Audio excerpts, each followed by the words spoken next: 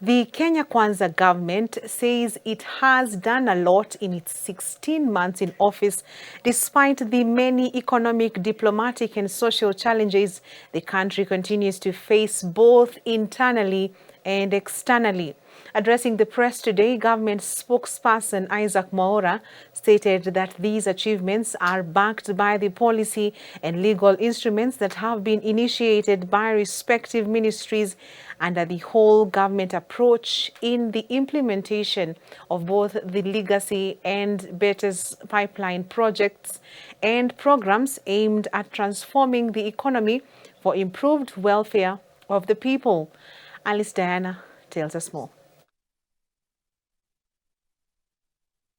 The Kenya Kwanza government of President William Ruto has today taken stock of its service delivery in the last 16 months since it assumed office, spearheaded by the bottom-up economic transformation agenda, better known as Better. Government spokesperson Isaac Mwaura noted that statistics from the already covered 7 ministries, including the State Law Office in the exercise christened Government of Kenya Roadshow 2024, proves that the government has done a lot despite the many economic, diplomatic and social challenges the country continues to face, emanating both internally and externally. Diaspora Investment Conference at KICC, causing effective engagement with our fellow Kenyans and their descendants to come and invest here. And just last year alone, we were able to earn over 624 billion in terms of remittances. You may be aware that actually Kenya is number 3 globally, according to World Bank, in terms of those who are the countries that are getting remittances. And our target is to actually have $10 billion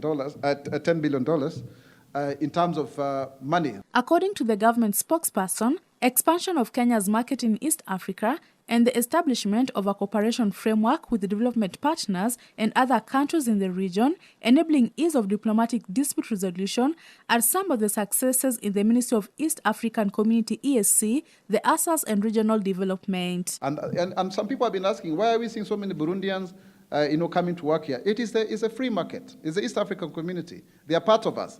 And that is it. And in actual sense, because our currency is stronger, of course, when we pay them wages that are lower than what maybe we pay a Kenyan, it is much more money for them. And that is the advantage of a free market. Because also the way they've opened up here, we also then go to their country to make business. And as a result of that, therefore, ladies and gentlemen, we have been able to reduce non-tariff barriers. We have resolved them or eliminated them to promote the East African trade because the ones that were resolved before were 251, but as we speak, we have actually resolved to 267. So you can see there's actually a marginal increase there of about 16 NTBs that have actually been resolved going forward. In the Tourism and Wildlife Ministry, Mwaura highlighted increase in tourism earnings and tourism arrivals, increase in number of visitors to visiting parks, and refurbishment of KICC to modern standards are some of the achievements. Our country is now visa-free, meaning that we shall have more visitors coming into our country going forward. And for example, international arrivals have grown by 18.42% in the last 16 months, meaning that our country received an extra 273,412 more visitors. Last year we had 2.18 million, in 2022, sorry, I beg your pardon, we had 2.18 million Kenyans. You can rough it to 2.2 million, but now it has increased to 2.94 million. So almost 3 million people are actually, visiting our parks, recording a 35% increase.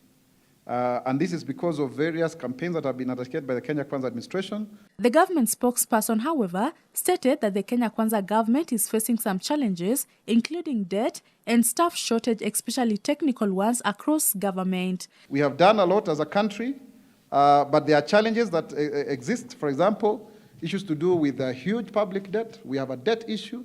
As you may have seen before when the president communicated, under President Kibaki, we used to do 23% of revenue to GDP. It has since gone down to 17%, and that deficit, cumulatively, is what is making us to even have public debts and not being able to meet our financial obligations. KRA missing its targets here and there.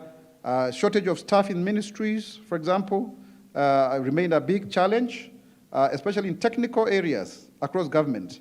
And this is something that really needs to be looked at into. You find establishments that are only 50%. Alice Diana, Hope TV Newswatch.